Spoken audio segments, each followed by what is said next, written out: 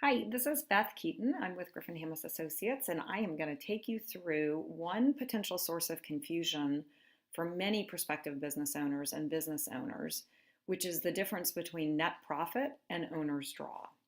So it's really important to start off by understanding that for businesses structured as either a sole proprietorship, a partnership, or an LLC where the owners elect to be taxed as individuals, net profit is always going to be the starting point for the income consideration for both Social Security and for the IRS.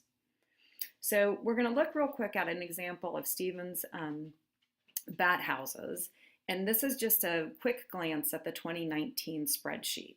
We're going to zero in a little bit on the bottom line for 2019. So you see we're looking at the profit and loss statement now.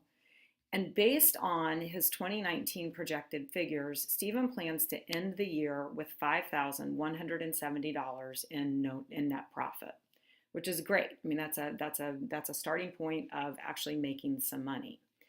So the question comes with how much of this money, of this net profit from the business, is Stephen going to pay himself? And the amount that he pays himself is considered to be owner's draw.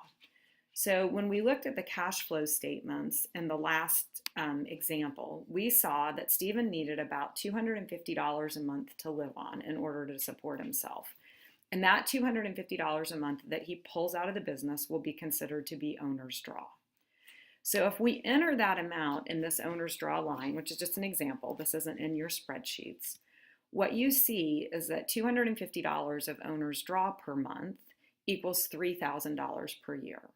So even though the business is making $5,170, Stephen's only taking $3,000 out to pay himself.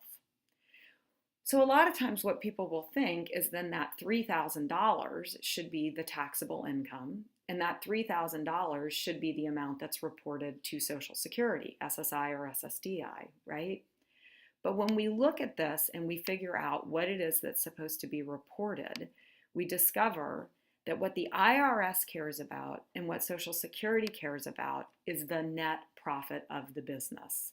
That $5,170 is the amount that Stephen has to report to both the IRS and to Social Security when he reports the total income that he made during the year. This piece, the fact that he only drew $3,000 out, doesn't make any difference to either of those systems. So that's a really critical distinction for CBTACs to be able to guide these prospective business owners and the team members through, because it's a common source of confusion.